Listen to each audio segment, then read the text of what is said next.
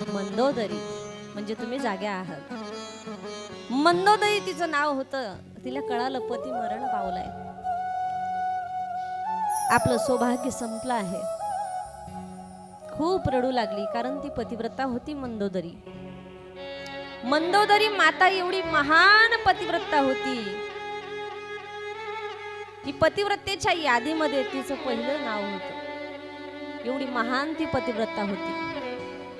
अहिल्या, द्रौपदी, तारा, मंदोदरी आणि सीता या 5 पतिव्रता सांगितल्या आहेत. तसं मंदोदरी आईचं वैशिष्ट्य त्या ठिकाणी सांगितलं आहे. आपण जर अंगावर सोनं घातलं तर आपल्या सोन्यामध्ये मळ चढतो, येते लक्षात. आपण जर अंगावर सोनं घातलं तर आपल्या गळ्यातल्या सोन्यामध्ये मळ चढल्याशिवाय राहत नाही. पण मंदोदरी मातेने ज्या वेळेला सोनं गळ्यामध्ये घातलं तर सोन्यातला मळ जळत होता. येते बोलणं लक्षात. अशी होती मंदोदरी. इतकी महान पतिव्रता होती ती. सोन्यातला मळ त्या ठिकाणी निघून जात होता, एवढं तिचं वैशिष्ट्य होतं. किती विशेष होती ती मंदोदरी. महान पतिव्रता होती. तिचा पतीचा महिमा अगाध त्या ठिकाणी सांगितला आहे. तुका म्हणे पतिव्रता तिची देवावरी सत्ता. सूर्याला एका जागेवर थांबवण्याची ताकद जिच्यामध्ये होती तिला पतिव्रता म्हणतात. आणि त्या पतिव्रतेला राग आला. तिने देवाने पतिव्रतेला राग आला. त्या ज्या पतिव्रतेला राग आला तिने देवाचा दगड करणारी अशी पतिव्रता होती. म्हणजे शालिग्राम तयार झाला. शालिग्राम कशापासून तयार झाला? एका पतिव्रतेला राग आला कृष्ण अवतारामध्ये. एका पतिव्रतेला राग आला कृष्ण अवतारामध्ये. श्राप दिला कन्हैयाला. महाभारताचा कळस उतरता आणि 100 मातीमध्ये घातले. हे रामायणातला प्रसंग आहे. आणि 5 100 एक तरी त्या ठिकाणी राहिला पाहिजे होता. कौरव आणि पांडवांचा विषय आहे. एक तरी आई म्हणायला त्यावेळेला ठेवायला पाहिजे होता. 100 मुलं मातीमध्ये घातले. माझा श्राप तुला आहे आणि तुझा सुद्धा निर्वंश होईल. देवाला श्राप देणारी सुद्धा एक पतिव्रताच होती. कोण होती हे प्रत्येकाने आठवायचं आहे. म्हणजे अर्ध मी बोलणार, अर्ध तुमच्या लक्षात आलं पाहिजे. देवाला श्राप देणारी देखील ती पतिव्रताच होती. निर्वंश करणारी तिचं नाव गांधारी होतं. गांधारी. त्या गांधारी आईला एवढं सामर्थ्य कशाने प्राप्त झालं? फक्त पतीच्या धर्माचं पालन केल्यामुळे. कारण ज्या वेळेला गांधारीचं लग्न झालं होतं पती आंधळे होते. गांधारीच्या पतीचं नाव काय? धृतराष्ट्र.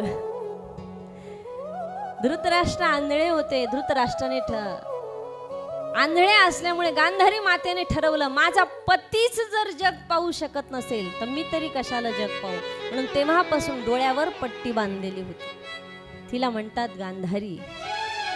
तिने लगेच डोळ्याला पट्टी बांधून घेतली. अजून अक्षता पडायच्या होत्या गांधारी मातेला. तसं पतिव्रता नारीचा फार मोठा धर्म सांगितला आहे. पतिव्रताने आणि कंची सूटी. पतिव्रताने आणि कंची सूटी. सर्व भागवती झाली सर्व भागवती सर्व भागवती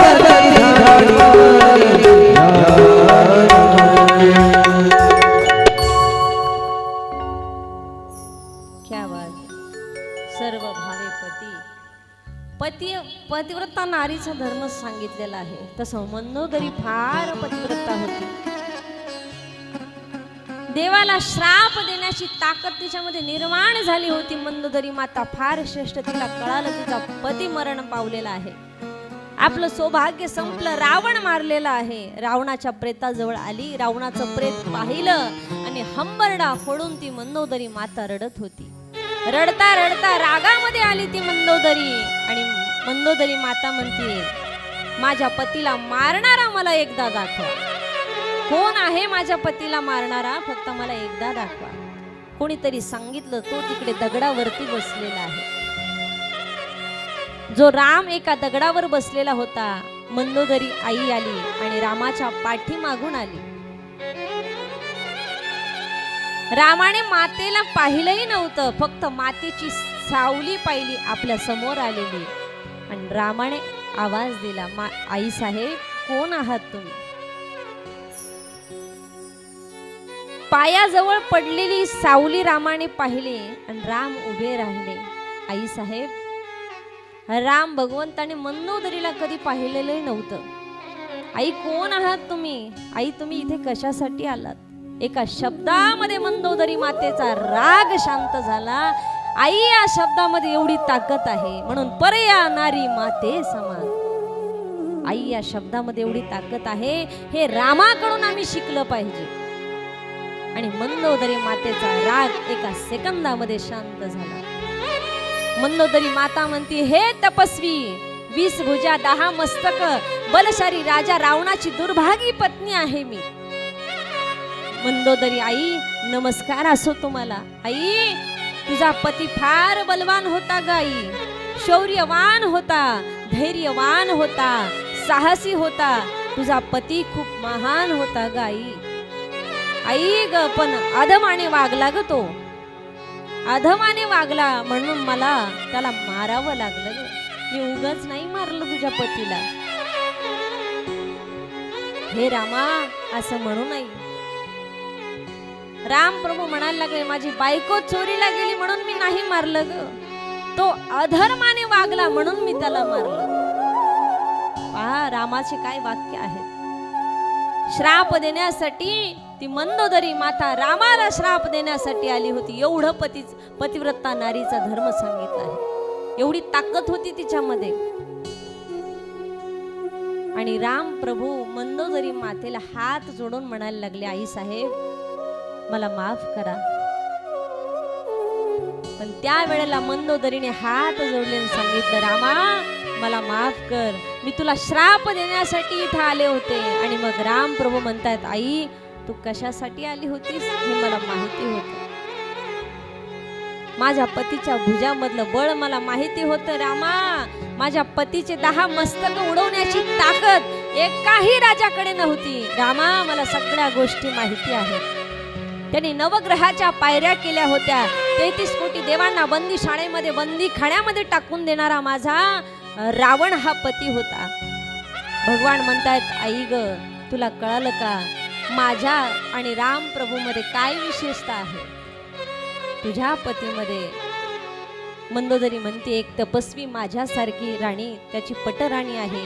एवढं सगळं असताना त्याने परस्त्रीवरती वाईट नजर टाकली म्हणून त्याला रावण म्हणतात. परस्त्रीवरती कधी मनुष्याने वाईट नजर अजिबात टाकू नये.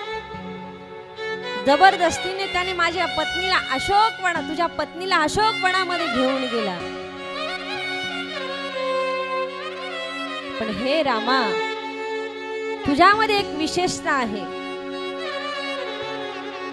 माझी नुसती सावली तुझ्या चरणाजवळ आली, सावली नुसती चरणाजवळ येऊन पडली, तो उठून उभे राहिलात आणि आई म्हणून तुम्ही हाक मारली, ही तुमच्यामधली विशेषता आहे. हात जोडून आई म्हणाला. आणि हाच फरक रावणामध्ये आणि रामामध्ये होता. धृती, क्षमा, शंभो या 10 गोष्टी ज्याच्यात आहेत, साक्षात तो धर्माचं स्वरूप आहे. म्हणून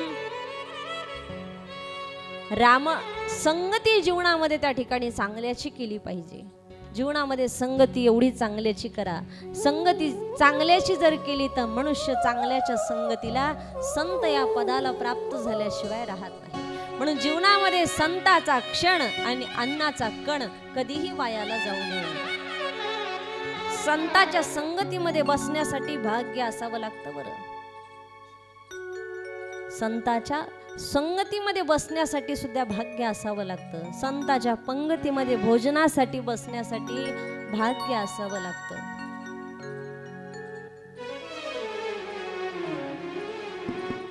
उजळले भाग्य